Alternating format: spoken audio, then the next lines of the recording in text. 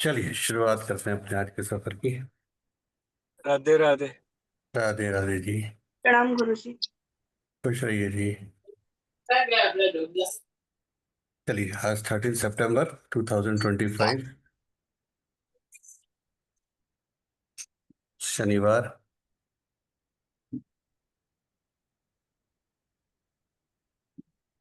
ओ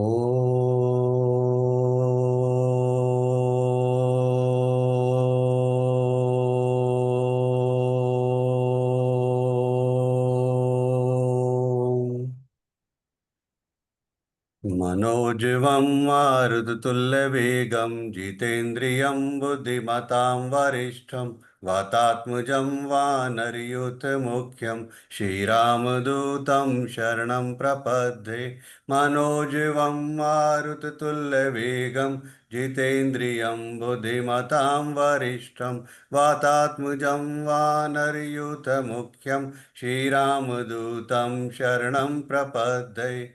मनोजवं मारुततुल्यवेगं जितेन्द्रियं बुद्धिमतां वरिष्ठं वातात्मजं वानरयूथमुख्यं श्रीरामदूतं शरणं प्रपद्ये। मनोजवं मारुततुल्यवेगं जितेन्द्रियं बुद्धिमतां वरिष्ठं वातात्मजं वानरयूथमुख्यं श्रीरामदूतं शरणं प्रपद्ये। मनोजवं मारुततुल्यवेगं जितेन्द्रियं बुद्धिमतां वरिष्ठं वातात्मजं वानरयूथमुख्यं श्रीरामदूतं शरणं प्रपद्ये। मनोजवं मारुततुल्यवेगं जितेन्द्रियं बुद्धिमतां वरिष्ठं वातात्मजं वानरयूथमुख्यं श्रीरामदूतं शरणं प्रपद्ये। मनोजवं मारुततुल्यवेगं जितेन्द्रियं बुद्धिमतां वरिष्ठं वातात्मजं वानरयूथमुख्यं श्रीरामदूतं शरणं प्रपद्ये। श्रीराम जय जय राम। मनोजवं मारुततुल्यवेगं जितेन्द्रियं बुद्धिमतां वरिष्ठं वातात्मजं वानरयूथमुख्यं श्रीरामदूतं शरणं प्रपद्ये। मनोजवं मारुततुल्यवेगं जितेन्द्रियं बुद्धिमतां वरिष्ठं वातात्मजं वानरयूथमुख्यं श्रीरामदूतं शरणं प्रपद्ये। मनोजवं मारुततुल्यवेगं जितेन्द्रियं बुद्धिमतां वरिष्ठं वातात्मजं वानरयूथमुख्यं श्रीरामदूतं शरणं प्रपद्ये। मनोजवं मारुततुल्यवेगं जितेन्द्रियं बुद्धिमतां वरिष्ठं वातात्मजं वानरयूथमुख्यं श्रीरामदूतं शरणं प्रपद्ये। जय जय राम। गुरु ब्रह्मा गुरु विष्णु गुरुदेवो महेश्वर गुरु साक्षात परब्रह्म तस्मै श्री गुरुवे नमः। तस्मै श्री गुरुवे नमः। तस्मै श्री गुरुवे नमः।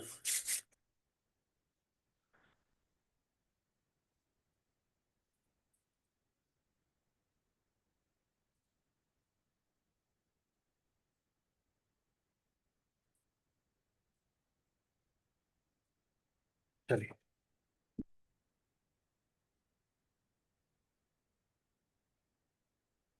तो आज सब दिवंगत आत्माओं के लिए श्रीमद् भगवत गीता के 7वें अध्याय का महात्म्य है।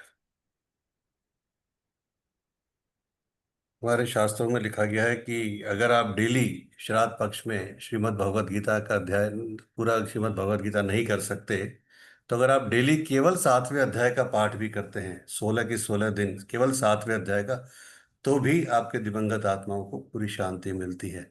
और अगर आप पूरा पाठ करते हैं तो एक बात ही अलग हो जाती है, लेकिन अगर आप पूरा नहीं कर सकते तो केवल 7वां अध्याय डेली करते रहें तो भी वो उन तक पहुंचता है और उनकी कृपा आपको प्राप्त होती है।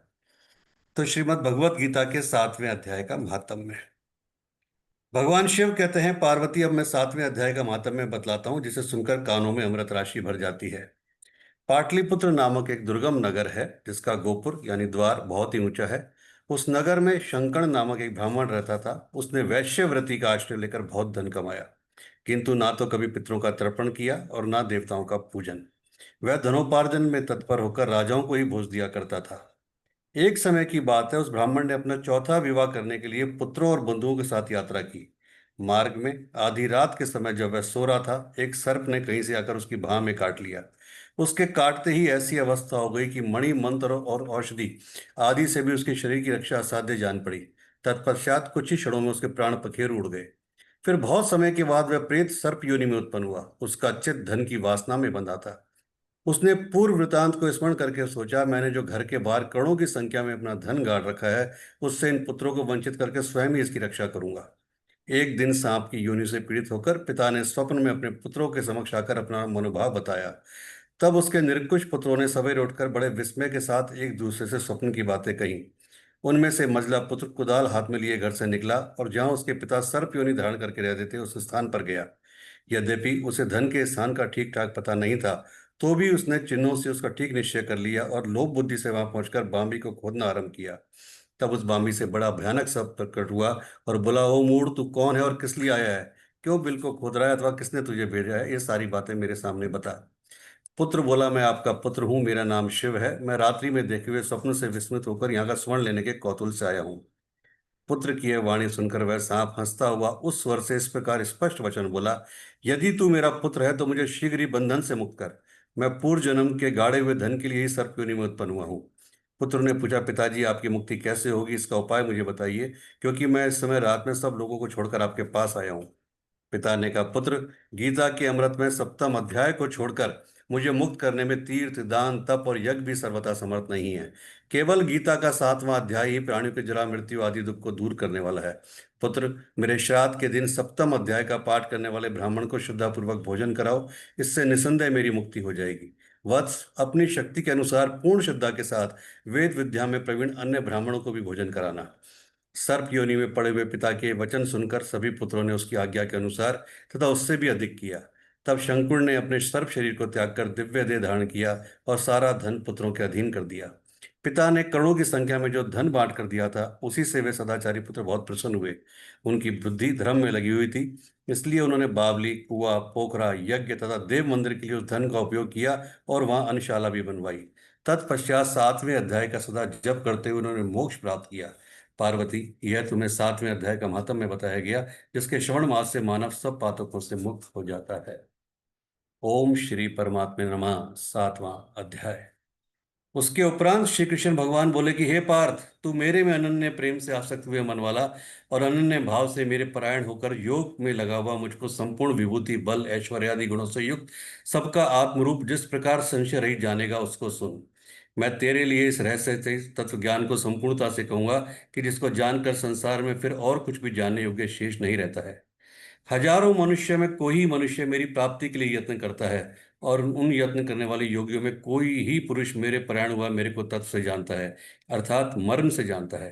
हे अर्जुन, पृथ्वी, जल, अग्नि, वायु और आकाश, मन, बुद्धि और अहंकार, ये आठ प्रकार से विभक्त हुई मेरी प्रकृति है। यह आठ प्रकार के भेदों वाली तो अपरा है, अर्थात मेरी जड़ प्रकृति है। और हे महाभाव, इससे दूसरी को मेरी जीव रूपा परा अर्थात चेतन प्रकृति जान, कि जिससे संपूर्ण जगत धारण किया जाता है। हे अर्जुन, तू ऐसा समझ कि संपूर्ण भूत इन दोनों प्रकृतियों से उत्पत्ति वाले हैं और मैं संपूर्ण जगत का उत्पत्ति तथा प्रलय रूप हूँ, अर्थात संपूर्ण जगत का मूल कारण हूँ। इसलिए हे धनंजय, मेरे से सिवा किंचित मात्र भी दूसरी वस्तु नहीं है। ये संपूर्ण जगत सूत्र में सूत्र के मणियों के सदृश मेरे में गुथा हुआ है। हे अर्जुन, जल में मैं रस हूँ, चंद्रमा और सूर्य में प्रकाश और संपूर्ण वेदों में ओंकार हूँ, आकाश में शब्द और पुरुषों में पुरुषत्व हूँ, पृथ्वी में पवित्र गंध और अग्नि में तेज हूँ, और संपूर्ण भूतों में उनका जीवन हूँ, अर्थात जिससे वे जीते हैं वह मैं हूँ, और तपस्वियों में तप हूँ। हे अर्जुन, तू संपूर्ण भूतों का सनातन कारण मेरे को ही जान। मैं बुद्धिमानों की बुद्धि और तेजस्वियों का तेज हूँ। हे भरतश्रेष्ठ, मैं बलवानों का आसक्ति और कामनाओं से रहित बल अर्थात सामर्थ्य हूँ, और सब भूतों में धर्म के अनुकूल अर्थात शास्त्र के अनुकूल काम हूँ। और भी जो सत्वगुण से उत्पन्न होने वाले भाव हैं और जो रजोगुण से तथा तमोगुण से होने वाले भाव हैं, उन सबको तुम मेरे से ही होने वाले हैं ऐसा जान, परंतु वास्तव में उनमें मैं और वे मेरे में नहीं है। गुणों के कार्य रूप सात्विक, राजस और तामस, इन तीन प्रकार के भावों से अर्थात राग द्वेष आदि विकारों से और संपूर्ण विषयों से यह सब संसार मोहित हो रहा है। इसलिए इन तीन गुणों से परे मुझ अविनाशी को तत्व से नहीं जानता, क्योंकि ये अलौकिक अर्थात अति अद्भुत त्रिगुणमयी मेरी योग माया बड़ी दुस्तर है। परंतु जो पुरुष मेरे को ही निरंतर भजते हैं वे इस माया को उल्लंघन कर जाते हैं अर्थात संसार से तर जाते हैं। ऐसा सुगम उपाय होने पर भी माया द्वारा हरे हुए ज्ञान वाले और आसुरी स्वभाव को धारण किए हुए तथा मनुष्य में नीच और दूषित कर्म करने वाले मूढ़ लोग तो मेरे को नहीं बसते। हे भरतवर्षियों में श्रेष्ठ अर्जुन, उत्तम कर्म वाले अर्थार्थी, आर्त, जिज्ञासु और ज्ञानी अर्थात निष्कामी, ऐसे चार प्रकार के भक्तजन मेरे को बसते हैं। उनमें भी नित्य मेरे में एक ही भाव से स्थित हुआ अनन्य प्रेम भक्ति वाला ज्ञानी भक्त अति उत्तम है, क्योंकि मेरे को तत्व से जाने वाले ज्ञानी को मैं अत्यंत प्रिय हूँ और वह ज्ञानी मेरे को अत्यंत प्रिय है। यद्यपि ये सभी उदार हैं अर्थात श्रद्धा सहित मेरे भजन के लिए समय लगाने वाले होने से उत्तम है, परंतु ज्ञानी तो साक्षात मेरा स्वरूप ही है, ऐसा मेरा मत है। क्योंकि वह स्थिर बुद्धि ज्ञानी भक्त अति उत्तम गति स्वरूप मेरे में ही अच्छी प्रकार स्थित है। जो बहुत जन्मों के अंत के जन्म में तत्व ज्ञान को प्राप्त हुआ ज्ञानी सब कुछ वासुदेव ही है अर्थात वासुदेव के सिवा अन्य कुछ है ही नहीं, इस प्रकार मेरे को बसता है वह महात्मा अति दुर्लभ है। हे अर्जुन, जो विषयासक्त पुरुष है वे तो अपने स्वभाव से प्रेरे हुए तथा उन भोगों की कामना द्वारा ज्ञान से भ्रष्ट हुए उस नियम को धारण करके अर्थात जिस देवता की पूजा के लिए जो जो नियम लोक में प्रसिद्ध हैं उस नियम को धारण करके अन्य देवताओं को बसते हैं अर्थात पूजते हैं। जो जो सकामी भक्त जिस जिस देवता के स्वरूप को श्रद्धा से पूजना चाहता है उस भक्त की मैं उसी देवता के प्रति श्रद्धा को स्थिर करता हूँ। वह पुरुष उस श्रद्धा से युक्त हुआ उस देवता की पूजन की चेष्टा करता है और उस देवता से मेरे द्वारा ही विधान किए हुए उन निश्चित भोगों को निस्संदेह प्राप्त होता है। परंतु उन अल्प बुद्धि वालों का वह फल नाशवान है तथा वे देवताओं को पूजने वाले देवताओं को प्राप्त होते हैं। मेरे भक्त चाहे जैसे ही भजें शेष वे मेरे को ही प्राप्त होते हैं। ऐसा होने पर भी सब मनुष्य मेरा भजन नहीं करते। इसका कारण यह है कि बुद्धिहीन पुरुष मेरे अनुत्तम अर्थात जिससे उत्तम और कुछ भी नहीं ऐसे अविनाशी परम भाव को अर्थात अजन्मा अविनाशी हुआ और अभी और अपनी माया से प्रकट होता है। ऐसे प्रभाव को तत्व से न जानते हुए मन इंद्रियों से परे मुझ सच्चिदानंदन परमात्मा को मनुष्य की भांति जन्म कर व्यक्ति भाव को प्राप्त हुआ मानते हैं। अपनी योग माया से छिपा हुआ मैं सबके प्रत्यक्ष नहीं होता हूँ, इसलिए यह अज्ञानी मनुष्य मुझ जन्म रहित अविनाशी परमात्मा को तत्व से नहीं जानता है अर्थात मेरे को जन्मने वाला मरने वाला समझता है। हे अर्जुन, पूर्व में व्यतीत हुए और वर्तमान में स्थित तथा आगे होने वाले सब भूतों को मैं जानता हूँ, परंतु मेरे को कोई भी श्रद्धा भक्ति रहित पुरुष नहीं जानता। क्योंकि हे भरतवंशी अर्जुन, संसार में इच्छा और द्वेष से उत्पन्न हुए सुख दुख आदि द्वंद्वरूप मोह से संपूर्ण प्राणी अति अज्ञानता को प्राप्त हो रहे हैं। परंतु निष्काम भाव से शेष कर्मों का आचरण करने वाले जिन पुरुषों का पाप नष्ट हो गया है वे राग द्वेषादि द्वंद्वरूप मोह से मुक्त हुए और दृढ़ निश्चय वाले पुरुष मेरे को सब प्रकार से भसते हैं। जो मेरे शरण होकर जरा और मरण से छूटने के लिए यत्न करते हैं वे पुरुष उस ब्रह्मा को तथा संपूर्ण अध्यात्म को और संपूर्ण कर्म को जानते हैं। जो पुरुष अधिभूत और अधिदेव के सहित तथा अधियज्ञ के सहित सबका आत्मरूप मेरे को जानते हैं अर्थात जैसे भाप, बादल, धूम, पानी और बर्फ यह सभी जल स्वरूप हैं, वैसे ही अधिभूत, अधिदेव और अधियज्ञ आदि सब कुछ वासुदेव स्वरूप है।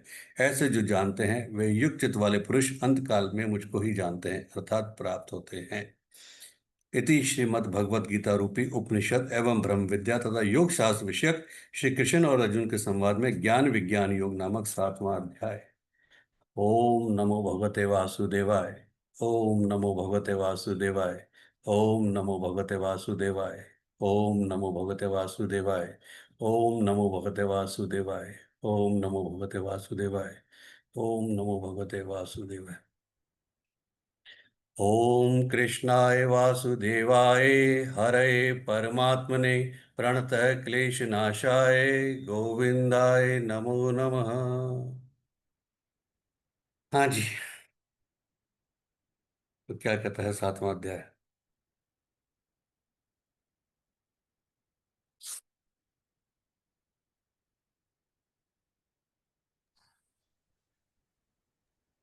गुरुजी, जैसे हमने पढ़ा कि जो जिस मन से भजेगा कृष्णा को वो उनको प्राप्त होगा, राइट? उसी मन से उसको प्राप्त होगा। मेन जो निष्कर्ष निकल के आया निष्काम, जैसे आपने पहले भी एक्सप्लेन किया है कि सरेंडर हम्म। सरेंडर करके जिसे कहते हैं शरणागत होकर के प्रेयर, मतलब उनको भजना है, ठीक है।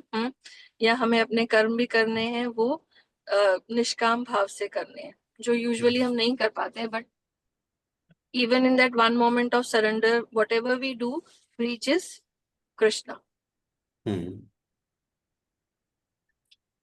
और कुछ, और कोई?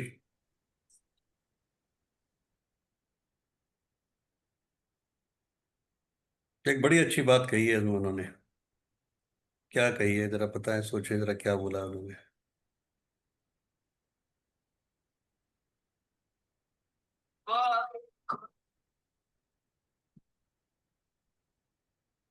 क्या बोला है बताइए।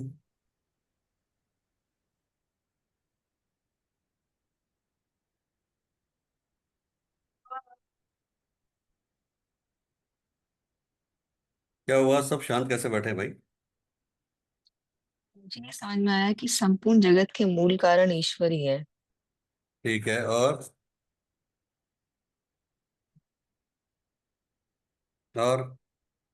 और एक चीज और, जैसे वो बता रहे, जैसे आपने उस दिन एक्सप्लेन किया था कि दूध में दही समाया है, उसमें जो आपने उस दिन क्रोनोलॉजी एक्सप्लेन की जी थी, जी। उसी तरह के उन्होंने समझाया कि पानी में भाप है, जो भी मतलब जो भी सब चीजें हैं वो बेसिकली मूल तत्व में मैं हूँ, मतलब कृष्णा है। That is what they are explaining, Vasudev. वो वासुदेवी। और गुरुजी रजो और वो समझाया था ना, वो उसमें ये नहीं है। समझाया था रजू, और वो क्या है?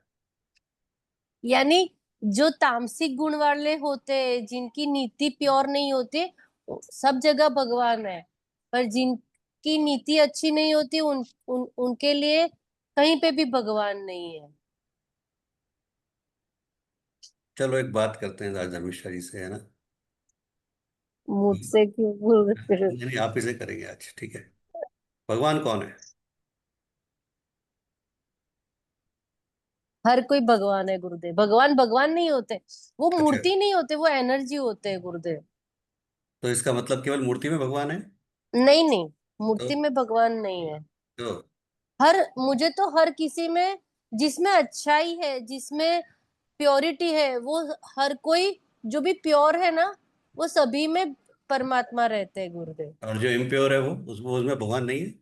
नहीं, भगवान होते हैं, पर वो उतने वो उन्होंने जाना नहीं है ना, तो वो उनको अपने अंदर समाया नहीं है उन्होंने। वो गुण नहीं समाये उन्होंने भगवान वाले। अच्छा। हम्म। तो भगवान केवल इंसानों में ही है, ऐसा? नहीं, भगवान हर जगह है।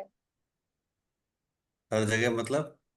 सभी प्राणी हैं हाँ, सब सब, सभी प्राणियों ब्रह्मांड में। में सभी जगह भगवान है। पर उन्होंने इसमें बोला कि जिसकी नीति अच्छी नहीं है, उसके लिए कहीं पे भी भगवान नहीं है, ऐसा। क्या ओके। क्या डेफिनेशन है नीति की? मीन्स वो जिसका लेने का, और फिर वो सबको चीट करने का, या फिर किसी के जिसके लिए, जिसके मन में अच्छे भाव नहीं होते ना किसी के भी लिए, उनके लिए राग द्वेष मोह वाला, वो वाले सारे। हम्म। आपके अंदर सब खत्म हो गए? नहीं गुरुदेव, कहाँ खत्म हुए? मैं तो बोलती हूँ तो भी है, अभी तो बहुत सारे हैं। थोड़ा थोड़ा कम हो रहा है, पर अभी पूरा तो नहीं गया है। हम्म।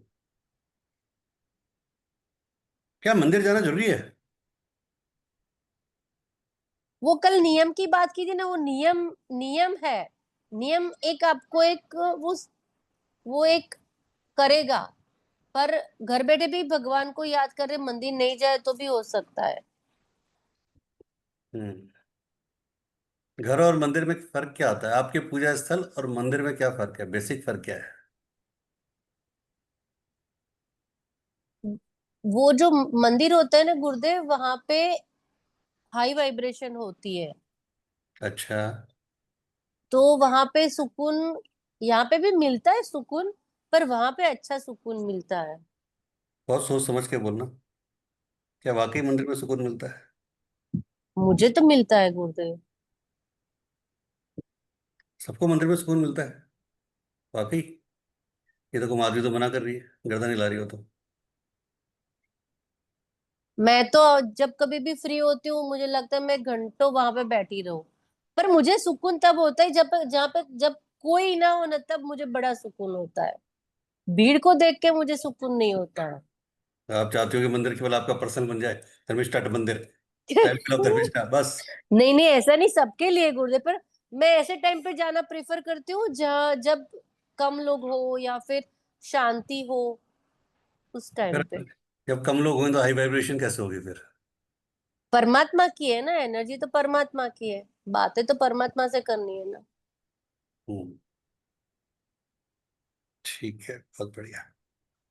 और अगर मूर्ति पूजा ना करें तो? मैं तो मैं तो फोटो को नहीं देखती गुरुदेव, उसमें वाइट जो लाइट होती है ना उसको कनेक्ट करती हूँ। हम्म। मेरे लिए शेप कोई मैटर नहीं करता, वो एनर्जी मैटर करती है।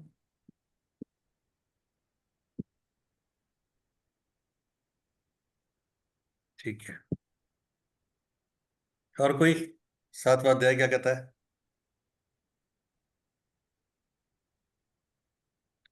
हाँ जी, गार्गी। गुरुदेव, 7वें अध्याय के हिसाब से अगर तो जो भी 5 तत्व हैं और जो भी जितने भी प्राणी हैं, सभी में ईश्वर हैं। श्री कृष्ण जी ये कहते हैं वहां पर मैं ही हूँ, मतलब सब में ही मुझे समझना चाहिए। और जो अ, जितने भी हैं रज, वो सत्व, रज, तम, ये सारी जितनी भी चीजें हैं उन सबको मिलाकर सब चीजों में आसक्ति और इंद्रियों पर जो विजय प्राप्त कर लेता है वही परम ज्ञानी है। और परम ज्ञानी व्यक्ति ही मोक्ष को प्राप्त होता है। उनका कहने का ये है, सभी लोग जीते हैं, सभी लोग अपने जीवन का निर्वहन करते हैं, पर जो इन सब चीजों को, इन तत्वों को समझता है और इनमें भेद कर लेता है कि सत्व में क्या भेद है, रज में क्या भेद है और तम में क्या, इन पे अलग अलग समझ करके अपनी जीवन को, अपनी इंद्रियों को वश में कर लेता है, आसक्ति है इन सब चीजों पर जब विजय प्राप्त करता है तो वो ही परम ज्ञानी होता है। और परम ज्ञानी का मतलब यही है कि जीवन को समझ ले, जीवन को कैसे जीना है ये समझ, और वो ही मोक्ष को प्राप्त कर वही मेरे पास आता है। मोक्ष को प्राप्त हुए बिना उसके पास नहीं जा सकते क्या? गुरु जी जा सकते हैं, पर जो मोक्ष का मतलब ये है कि जब हम अपनी आत्मा के सभी गूढ़ रहस्यों को समझ लेते हैं तो फिर हम बिल्कुल एक अच्छी एनर्जी फॉर्म में उनके पास जाते हैं, यही मोक्ष की परिभाषा है। ऐसे तो सभी जाते हैं, तो वो तो उन्होंने बोला ही है ना कि सभी सभी जगह हैं, ज्ञानी भी हैं, अज्ञानी भी हैं, सब जीते हैं, सब इसी जगह निवास करते हैं। पर जब तक ज्ञान नहीं मिलता है वो मोक्ष को नहीं प्राप्त। क्या वाकई पितृ लोग आके भोजन ग्रहण करते हैं? गुरुदेव करते तो हैं, देखा है आपने? मैंने देखा नहीं है। फिर कैसे बोला आपने करते हैं?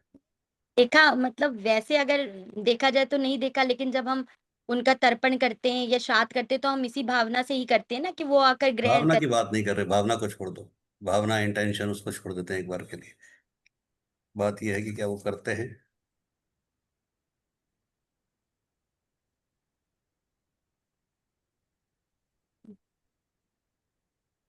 हाँ जी, बोलिए।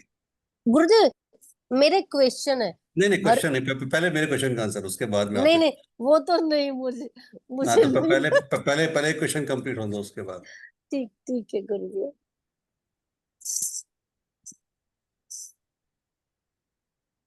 भगवान श्री कृष्ण से पक्षीराज गरुड़ ने पूछा कि हे प्रभु, पृथ्वी पर लोग अपने मृत मृत पितरों का श्राद्ध करते हैं, उनकी रुचि का भोजन करवाते हैं ब्राह्मणों को, पर क्या पितृलोक से पृथ्वी पर आकर श्राद्ध में भोजन करके पितरों को किसी ने देखा भी है आज तक? इस पर भगवान श्री कृष्ण ने कहा कि हे गरुड़, तुम्हारी शंका का निवारण करने के लिए मैं तुम्हें आज एक कथा सुनाता हूं जो शाश्वत सत्य है। और ये कथा है जानकी सीता की। सीता जी ने पुष्कर तीर्थ में अपने ससुर यानी राजा दशरथ आदि 3 पुत्रों को श्राद्ध में निमंत्रित ब्राह्मणों के शरीर में देखा था, साक्षात देखा था, और वो मैं तुम्हें सुनाता हूं। गरुड़, तुम्हें पता है कि श्री राम अपने पिता दशरथ की आज्ञा के बाद वन में चले गए थे। साथ में सीता भी थी। वहां श्री राम को यह पता चला कि उनके पिता उनके वियोग में शरीर त्याग चुके हैं। जंगल जंगल घूमते सीता जी के साथ श्री राम ने पुष्कर तीर्थ की भी यात्रा की। और चांस की बात है कि जब पुष्कर तीर्थ की यात्रा की तो वो श्राद्ध का अवसर था। ऐसे में पिता का श्राद्ध पुष्कर तीर्थ में हो, इससे श्रेष्ठ क्या हो सकता है। यह सोचकर प्रभु श्री राम और माता सीता ने तैयारियां चालू की। तो श्री राम ने बहुत सारे प्रकार के फल, कंद मूल जो भी इकट्ठे करते थे उस समय पे वो सब तैयार किए, और जानकी जी ने भोजन तैयार किया, और एक पके हुए फल को उन्होंने सिद्ध करके प्रभु श्री राम के सामने रख दिया। श्री राम ने उस समय पर जो भी ऋषि ब्राह्मण मुनि वहां पे थे उनको सम्मान सहित आमंत्रित किया, और श्राद्ध कर्म में दीक्षित श्री राम की आज्ञा से स्वयं दीक्षित होकर, क्योंकि अगर उनको भी बैठना था तो उनको दीक्षित होना जरूरी था, तो श्री राम ने माता सीता को भी दीक्षित किया, और सीता जी ने उस धर्म का पूरा पालन किया और सारी तैयारियां की। अब केवल एक ही प्रतीक्षा थी कि कब ऋषि मुनि ब्राह्मण आ रहे हैं। वो आ गए। एक मुहूर्त होता है, जब जिसको एस्ट्रोलॉजी आती है वो जानते होंगे, या कभी हम पढ़ेंगे तब बात करेंगे। एक मुहूर्त होता है, इसको बोलते हैं कुतुब मुहूर्त। कुतुब मुहूर्त दिन का 8वां मुहूर्त होता है, दोपहर का मुहूर्त होता है, जो कि श्राद्ध पक्ष के लिए सबसे सर्वश्रेष्ठ माना गया। ठीक है। तो श्री राम ने जिन ऋषियों को मुनियों को आमंत्रित किया था वो सभी वहां आ गए, और सबका सत्कार किया, भोजन करने के लिए आग्रह किया, सबको अपने आसन लगाए और आसन पे बिठाया गया। सब लोगों को बड़े आराम से भोजन परोसा गया। सीता जी ब्राह्मणों के बीच में गई, पर अचानक ही भोजन करते हुए ब्राह्मणों और ऋषियों के बीच से निकली और तुरंत वहां से गायब हो गई।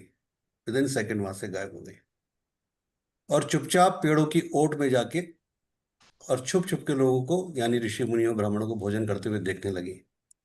और श्री राम ने उनको ये करते हुए देख लिया कि ये पेड़ों के बीच में जाके छुप गई है, और चुपचाप वहां से एक एक पत्ते को हटा के देख रही है इनको खाना खाते हुए।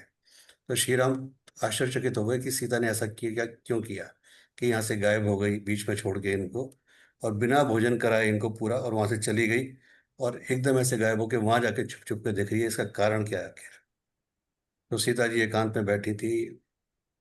जब भोजन हो गया तो श्री राम आए और बोले कि ऐसा क्या है, मुझे समझ में नहीं आया कि तुम अचानक गायब हो गई, और गायब होने के बाद तुम वहां पर चुपचाप छुप छुप के देख रही थी, मुझे बताओ। तो सीता जी ने अपना मुंह नीचे किया और उनकी आंखों से आंसुओं की धारा बह निकली, और उन्होंने बोला कि मैंने जो देखा वो बहुत आश्चर्यचकित करने वाला था। उससे मैं आपको बताती हूँ कि जब मैंने ऋषि ब्राह्मणों को भोजन परोसना चालू किया तो दो ब्राह्मणों के बीच में मुझे राजा दशरथ, एक में उनके पिता और एक तीसरे में उनके भी पिता दिखे। अब मैं बहू, अयोध्या की बहू, मैं कैसे उनका सामना करती कि मैं इस अवस्था में, कि जो राजा जिनको मैं 56 भोग परोसा परोसा करती थी, जिनके लिए मैं हर चीज हर व्यंजन परोसी थी, आज मैं उनको क्या खिला रही हूँ। तो मुझसे ये दशा देखी नहीं गई, और मैं अपने आंसुओं को रोक के सीधा पेड़ों के पीछे आके छुप गई। दूसरी बात, मैंने जो वस्त्र धारण कर रखे थे वो बिल्कुल वो वस्त्र थे जो कि जंगल के वस्त्र हैं। छाल की बदकल मृगचर्म मैंने धारण कर रखा है। मेरे सिर पे भी कुछ नहीं है। इस अवस्था में मैं कैसे उनके सामने आती। तो इसलिए मुझसे देखा नहीं गया और मैं छुप गई। तो उन्होंने कहा तो कृष्ण श्री कृष्ण ने गरुड़ से कहा कि गरुड़, ये एक शाश्वत सत्य है कि पितर हमारे आते हैं, आप किस भाव से उनको बुलाते हैं, किस तरीके से देखते हैं, और कैसे उनका सम्मान करते हैं, वो सबसे ज्यादा इम्पोर्टेंट है। लेकिन आज की तारीख में क्या है, मैक्सिमम लोग केवल इसको एक रिचुअल की तरह लेते हैं कि पितृपक्ष है तो फटाफट कुछ भी बना दिया खिला दिया। लेकिन हकीकत में अगर आप केवल पितृपक्ष नहीं भी हो तो भी अगर उनको प्रॉपर बुलाते हो तो वो आते हैं और आपको इंडिकेशन देके जाते हैं कि हाँ, हम हैं आपके साथ में। बस वही वाली बात आती है, कहीं भी आप बात कर लो, भाव भाव और भाव। अगर भाव है तो हर चीज आपके सामने है। ईश्वर भी आपके सामने आके खड़े होते हैं। बस आपको पहचानना आना चाहिए, आपको जो समझना आना चाहिए, आपको जानना आना चाहिए। क्योंकि अक्सर एक क्वेश्चन आता है, क्या क्या किसी ने ईश्वर को देखा है। बहुत आसान है देखना, बहुत आसान है, कोई कठिन नहीं है। बस आपको समझ में आना चाहिए कैसे उसको देखना है।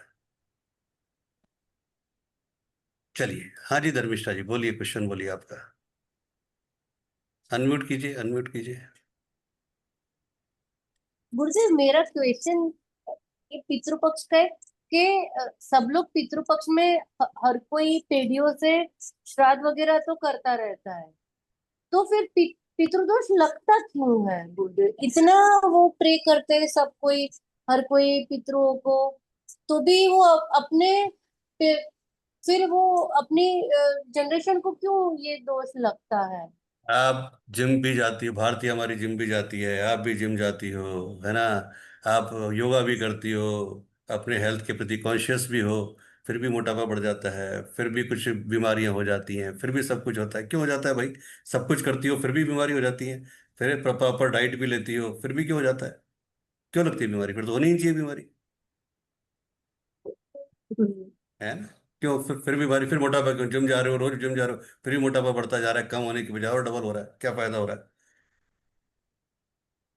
पितृ पक्ष में हम जो कर रहे हैं, जैसे मैंने बोला कि इसको हम केवल एक रिचुअल की तरह कर रहे हैं। जीते जी अगर प्रैक्टिकल बात करें, बहुत प्रैक्टिकल बात करें, 90% से ज्यादा लोग बाग जीते जी अपने माँ बाप को जब एक पर्टिकुलर वो एक एज पे आ जाते हैं, 60, 70, 75, है ना, उस अवस्था में आ जाते हैं, तो इग्नोर करना चालू कर देते हैं। आप बहुत प्रैक्टिकल लाइफ बता रहा हूँ आपको ना, आप सोच के देखो, अपने सराउंडिंग में सोच के देखो, आपके ब्रदर को सोच के देखो, है ना? क्योंकि क्वेश्चन आपने किया इसलिए मैं आपसे बोल रहा हूँ। ब्रदर को सोच के देखो, या ब्रदर अगर है, पापा चार आवाज देंगे तो वो एक आवाज सुनेगा, जबकि उसने चारों आवाज सुनी है, लेकिन जवाब एक पे देगा वो। ठीक है, पापा 3 बार पानी मांगेंगे तो एक बार पानी पकड़ाएगा। पापा कहेंगे आज मेरा ये सामान ला दे, तो हो सकता है ला दे तो बहुत बड़ी बात है, वरना 2-3 बार बोलेंगे तो तब वो सामान आएगा पापा का। समझ रहे हो आप मेरी बात? जीते जीता आपने पापा मम्मी को उस अवस्था में आने के बाद जब वास्तव में उनको जरूरत थी, तब आपने उनको इग्नोर करना चालू कर दिया। या ये एक टाइम पे तो ऐसा रहता है जब प्रार्थना करते हैं, अरे कब जाएंगे, कब कब जाएंगे, है ना? मैक्सिमम हम लोग, अपने पास ऐसे बहुत केस आते हैं। और बाद में जाने के बाद उनका प्रिय भोजन बना रहे हो, वो सब कर रहे हो, ये सब कर रहे हो, कोई फायदा है उसका? मैं अपनी पत्नी के प्यार के नशे में इतना पागल हो चुका हूँ कि मैं अपनी मदर के साथ गलत बिहेवियर कर रहा हूँ। अपनी वाइफ ने तो बढ़िया चीजें लेके आ रहा हूँ, मदर को मैं पूछ भी नहीं रहा, बढ़िया कपड़े नहीं खिला रहा, बढ़िया कुछ नहीं दे रहा, और बाद में मैं उनको मरने के बाद किसी ब्राह्मणी को साड़ी दे रहा हूँ, बढ़िया बढ़िया श्रृंगार का सामान दे रहा हूँ। आपको क्या लगता है कुछ नहीं होगा?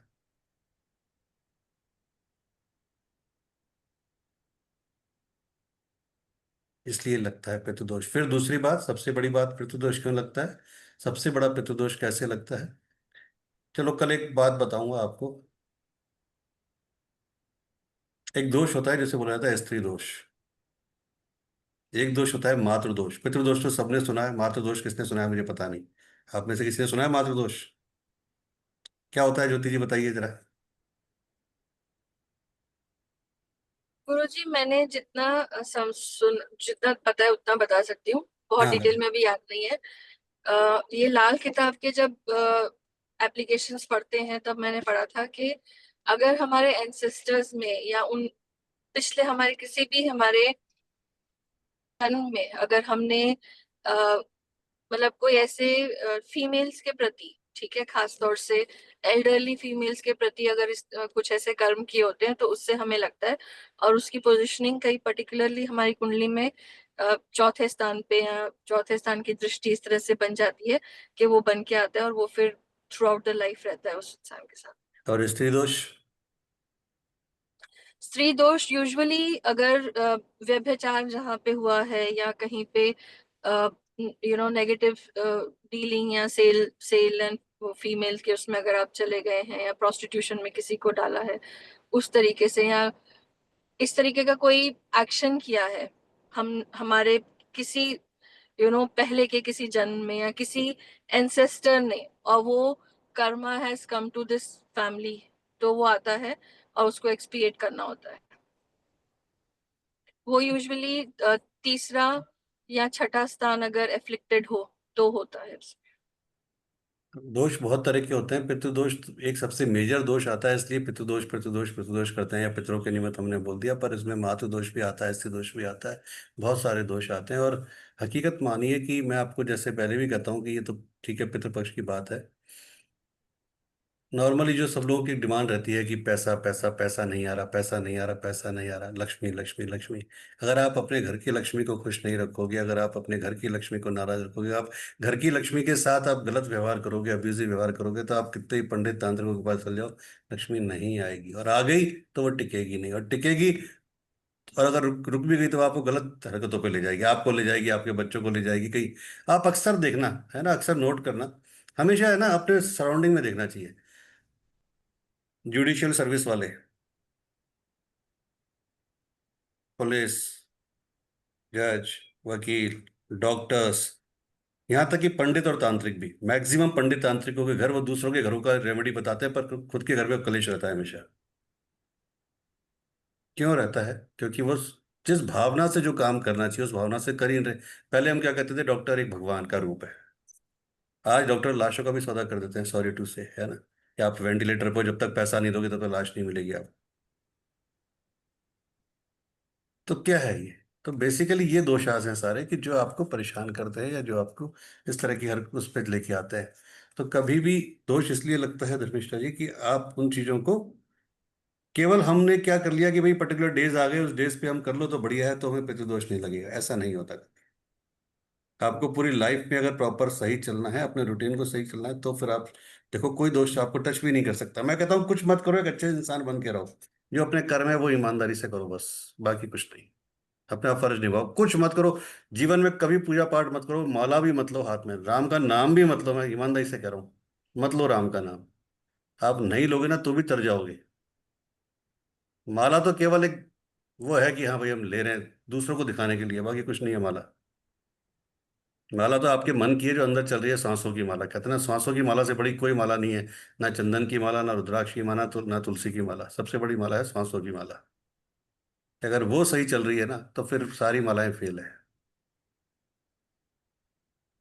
और श्री कृष्ण भी यही कहते हैं कि सांसों की माला को जपते रहो तरीके से, तो सारे काम हो जाएंगे। अगर वही बिगड़ गए तो क्यों एज कम हो रही है लोगों की? जब आप सांस लेते हो तो कहते हैं सांस बहुत धीमी गति से आती है, बहुत तरीके से चलती है, अपने अपने हिसाब से चलती है। लेकिन आज की तारीख में लोगों में पेशेंस नहीं है, गुस्सा इतना हो गया, बात बात पे चिड़चिड़ापन। जितना गुस्सा उतने श्वास आपने कम कर रहे हो, आप खुद अपनी लाइफ कम करते जा रहे हो, खुद लाइफ। तो देख लो, पहले 100 साल, 90 साल, 70 साल, आज 50 40 लोगों को हार्ट अटैक आ रहा है, जा रहे हैं। क्योंकि आपके अंदर वो पेशेंस खत्म हो गया, गुस्सा बढ़ गया, आप सांसों की आप कदर ही नहीं कर रहे हो सांसों की माला की। वो करना बहुत जरूरी है। चलिए, पितृ मंत्र कर लेते हैं 11 टाइम्स। ओम पितृगणाय विद्महे जगधारणे धीमहि तन्नो पितृ प्रचोदयात्। ओम पितृगणाय विद्महे जगधारणे धीमहि तन्नो पितृ प्रचोदयात्। ओम पितृगणाय विद्महे जगधारणे धीमहि तन्नो पितृ प्रचोदयात्। ओम पितृगणाय विद्महे जगधारणे धीमहि तन्नो पितृ प्रचोदयात्।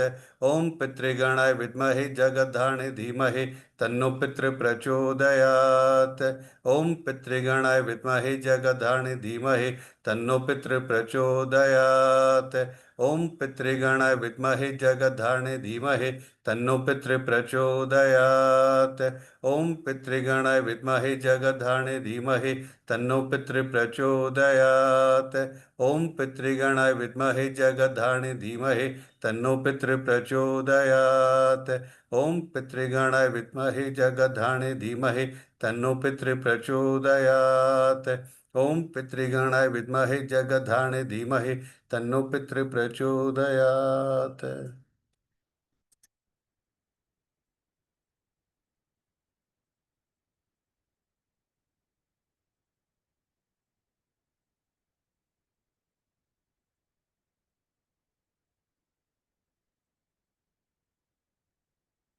ओम शांति शांति शांति। Thank you very much. शुक्राना आप सबका ज्वाइन करने के लिए। ईश्वर आप सबको मान सम्मान दे, धन दौलत दे, स्वस्थ रखे, निरोगी रखे, और कट में आपकी यात्रा को आगे बढ़ाए। जो 8 बजे वाली क्लास है वो लिंक वही रहेगा, उसी लिंक से ज्वाइन कर लीजिएगा प्लीज, है ना। आज है क्लास गुरुजी हमारी? हाँ, आप क्या ट्रेवल पे हैं क्या कहीं? हाँ, मैं बाहर हूँ एक्चुअली। तो आज नहीं करनी है, मंडे करें? मंडे कर सकते हैं गुरुजी। और वही मुझे आपको बताना भी था कि मैं ना 17 तारीख को इंडिया ट्रैवल कर रही हूँ, तो Okay. 17, 18 और मैं पहुंचूंगी वहां पे 20 को रात को, क्योंकि बीच में Okay. एक हॉल्ट है हमारा लंबा, इसलिए। ठीक है। तो अगर आज की क्लास अगर हम कल करें और सबको एतराज ना हो तो, नहीं तो फिर आप कर लीजिए, मैं रिकॉर्डिंग फिर सुनूंगी, ऐसा होगा। कोई दिक्कत नहीं, जैसा होगी वो बाकी बता सब दूंगी। कैसे कहते हैं? हाँ, बाकी सब देखिए जैसा चाहें। कल कर सकते हैं या आज करनी बताएं, या मंडे को करें, जैसा चाहें सबके। मैं कल कर सकती हूँ, आई बी अवेलेबल, मुझे तो कोई प्रॉब्लम। बाकी हाँ जी, सब देख लीजिए। बाकी लोग। गुरुजी कल कर लेंगे, कोई दिक्कत नहीं, सब लोग हैं तो ज्यादा अच्छा लगता है क्लास चलो में। फिर कल करते हैं ना, कल शाम को करते हैं फिर, ठीक है। Thank you everybody, thank you very much. Thank you Guruji, thank you. Thank you. Radhe Radhe Gurudev. Radhe Radhe. Radhe Radhe.